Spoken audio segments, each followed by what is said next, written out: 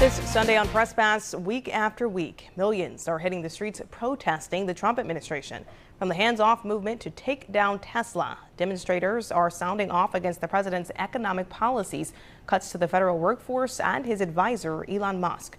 The protests may be a sign of what's to come in the midterm elections. So here with more on what we've been seeing, we have retired professor of political science from Baldwin-Wallace University, Dr. Tom Sutton. Dr. Sutton, thanks for joining us again.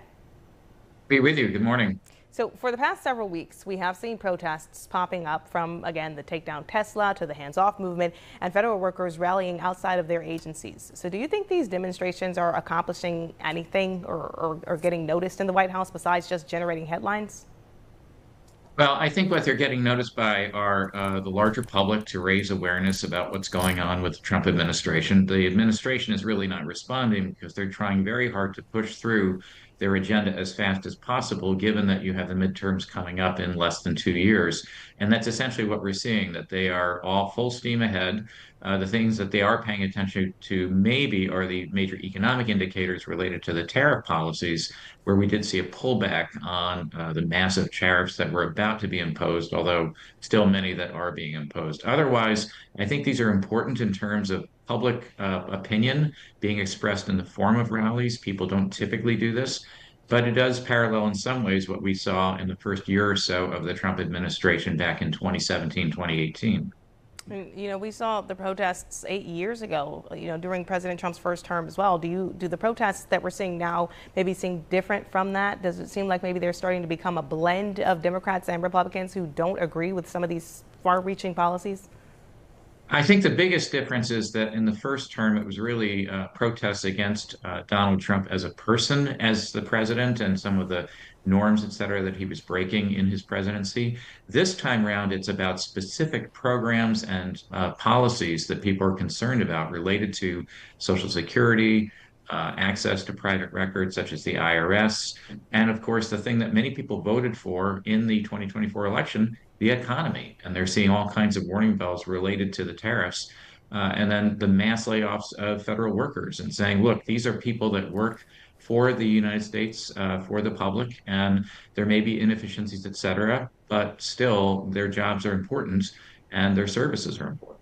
And once one campaign cycle ends, another one begins. So now we're talking about the midterms. With the Democrats' approval rating so low, how can this party rebrand and re-strategize ahead of 2026? I mean, what do they need to change with their messaging and their focus, do you think?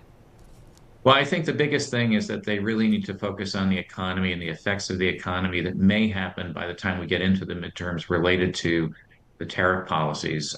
There are other areas that might appeal to specific constituencies, such as the ending of DEI policies. But really, I think for most Americans and what we saw in the vote swings in 2024, economic issues, especially inflation, and we're now looking at the potential of a recession, I think need to be front and center. We're seeing challenges to incumbent Democrats being announced by younger Democrats. The young vote for Kamala Harris was 50% to 41% in the likely voters going into the 2024 election. So you've got some room there for Democrats to potentially gain ground. Same thing with Latino voters who voted for Trump, but then turned around and saw policies related to the economy that they're concerned about as well.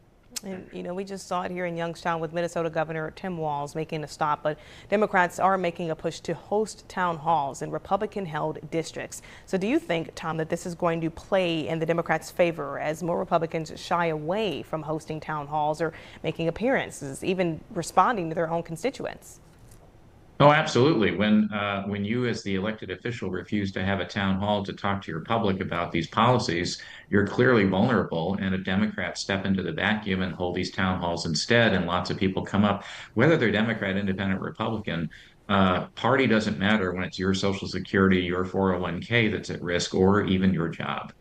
And just last week, Dr. Sutton, Senator Cory Booker had that record-setting floor speech clocking in at 25 hours. He won the spotlight for that moment. So was he able to make the most of that for his party? I mean, does it seem like he could be the new emerging leader the party needs, or do you think maybe they need to look elsewhere?